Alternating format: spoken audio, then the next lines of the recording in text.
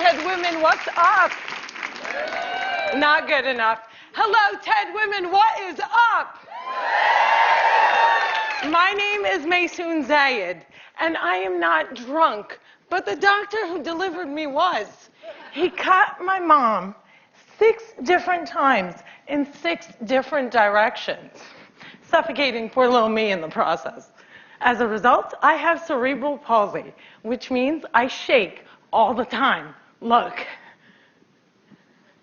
It's exhausting. I'm like Shakira meets Muhammad Ali.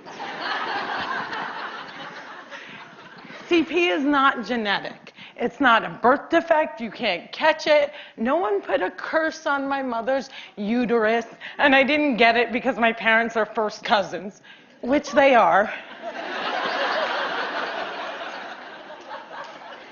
It only happens from accidents, like what happened to me on my birthday. Now, I must warn you, I'm not inspirational. And I don't want anyone in this room to feel bad for me, because at some point in your life, you have dreamt of being disabled. Come on a journey with me. It's Christmas Eve. You're at the mall. You're driving around in circles looking for parking. And what do you see? 16 empty handicap spaces. And you're like, God, can't I just be a little disabled?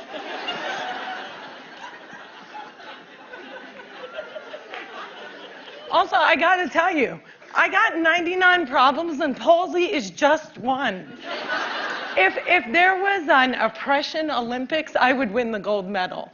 I'm Palestinian, Muslim, I'm female, I'm disabled, and I live in New Jersey.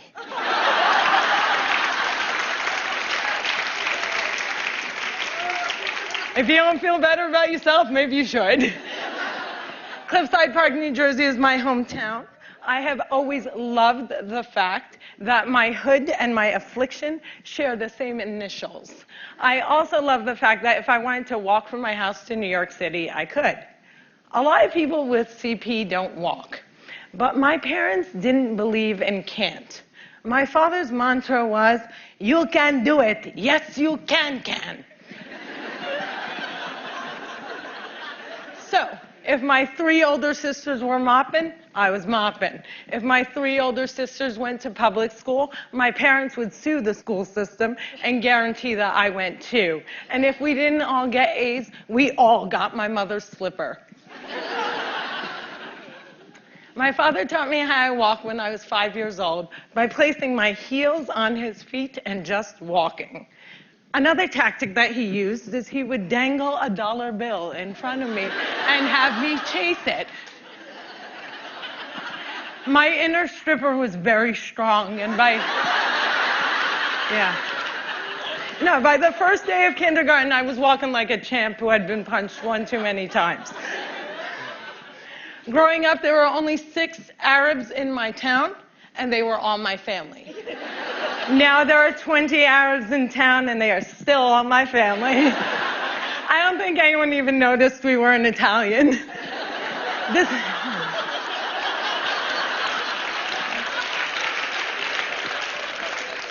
This was before 9/11 and before politicians thought it was appropriate to use "I hate Muslims" as a campaign slogan.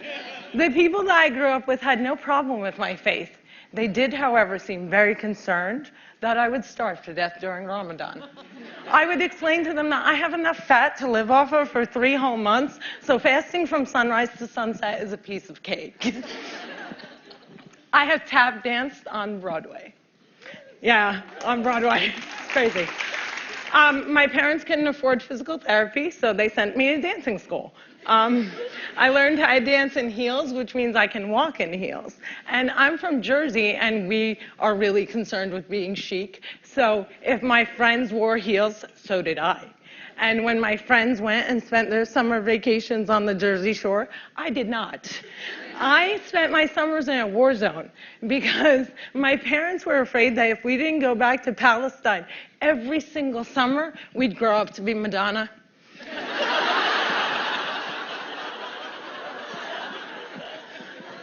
Summer vacations often consisted of my father trying to heal me. So I drank deer's milk, I had hot cups on my back, I was dunked in the Dead Sea, and I remember the water burning my eyes and thinking, it's working, it's working! But one miracle cure we did find was yoga. I have to tell you, it's very boring. But before I did yoga, I was a stand-up comedian who can't stand up. And now I can stand on my head. My parents reinforced this notion that I could do anything, that no dream was impossible. And my dream was to be on the daytime soap opera General Hospital. I went to college during affirmative action and got a sweet scholarship to ASU, Arizona State University, because I fit every single quota. I was like the pet lemur of the theater department. Everybody loved me. I did all the less than intelligent kids' homework. I got A's in all of my classes, A's in all of their classes. Every time I did a scene from The Glass Menagerie, my professors would weep. But I never got cast. Finally, my senior year, ASU decided to do a show called They Dance Real Slow in Jackson. It's a play about a girl with CP. I was a girl with CP. So I start shouting from the rooftops, I'm finally going to get part. I have cerebral palsy. Free at last. Free at last. Thank God almighty I'm free at last. I didn't get the part. Sherry Brown got the part. I went racing to the head of the theater department, crying hysterically like someone shot my cat, to ask her why. And she said it was because they didn't think I could do the stunts. I said, excuse me, if I can't do the stunts, neither can the character.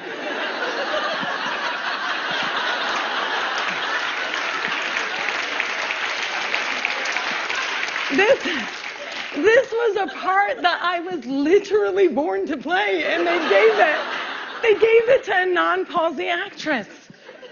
College was imitating life. Hollywood has a sordid history of casting able-bodied actors to play disabled on screen. Upon graduating, I moved back home, and my first acting gig was as an extra on a daytime soap opera. My dream was coming true, and I knew that I would be promoted from diner to wacky best friend in no time. But instead, I remained a glorified piece of furniture that you could only recognize from the back of my head. And it became clear to me that casting directors didn't hire fluffy ethnic disabled actors. They only hired perfect people, but there were exceptions to the rule. I grew up watching Whoopi Goldberg, Roseanne Barr, Ellen, and all these women had one thing in common. They were comedians. So I became a comic.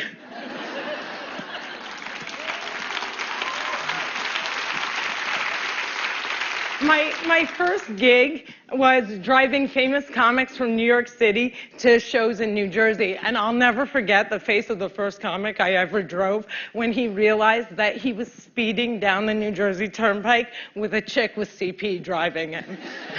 I performed in clubs all over America, and I've also performed in Arabic in the Middle East, uncensored and uncovered. Some people say I'm the first stand-up comic in the Arab world. I never like to claim first, but I do know that they never heard that nasty little rumor that women aren't funny and they find us hysterical. In 2003, my brother from another mother and father, Dean Obidallah, and I started the New York Arab American Comedy Festival, now in its 10th year. Our goal was to change the negative image of Arab Americans in media, while also reminding casting directors that South Asian and Arab are not synonymous.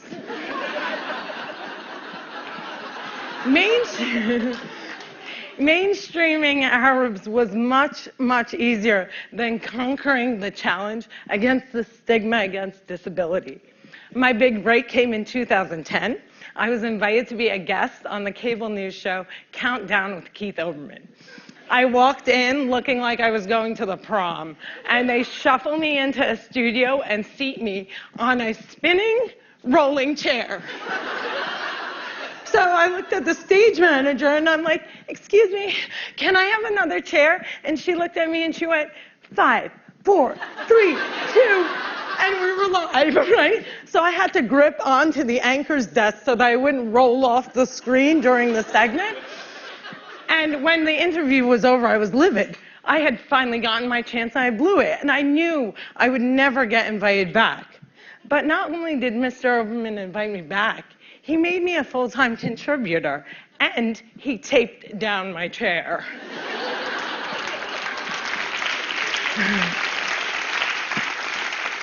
One fun fact I learned while on the air with Keith Oberman was that humans on the internet are scumbags. People say children are cruel, but I was never made fun of as a child or an adult. Suddenly, my disability on the World Wide Web is fair game. I would look at clips online and see comments like, yo, why is she tweaking? Yo, is she retarded? And my favorite, poor Gumby-mouthed terrorist, what does she suffer from? We should really pray for her. One commenter even suggested that I add my disability to my credits. Screenwriter, comedian, palsy. Disability is as visual as race. If a wheelchair user can't play Beyonce, then Beyonce can't play a wheelchair user. The disabled are the largest... Yeah, clap for them, man. Come on.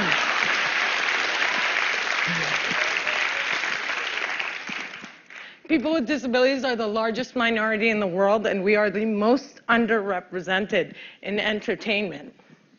The doctor said that I wouldn't walk, but I am here in front of you. However, if I grew up with social media, I don't think I would be. I hope that together we can create more positive images of disability in the media and in everyday life. Perhaps if there were more positive images, it would foster less hate on the internet. Or maybe not. Maybe it still takes a village to teach our children well. My crooked journey has taken me to some very spectacular places. I got to walk the red carpet, flanked by soap diva Susan Lucci and the iconic Lorraine Arbus. I got to act in a movie with Adam Sandler and work with my idol, the amazing Dave Matthews. I toured the world as a headliner on Arabs Gone Wild. I was a delegate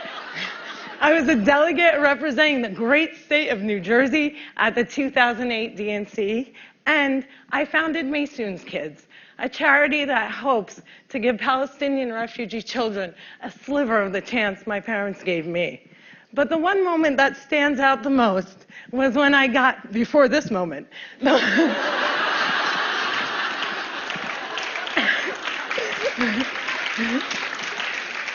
but the one moment that stands out the most was when I got to perform for the man who flies like a butterfly and stings like a bee, has Parkinson's and shakes just like me, Muhammad Ali.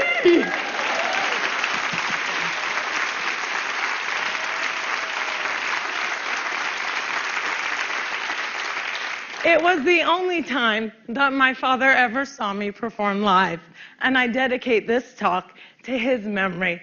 Allah yarhamak yaba. My name is MaysoonZayid, and if I can, you can.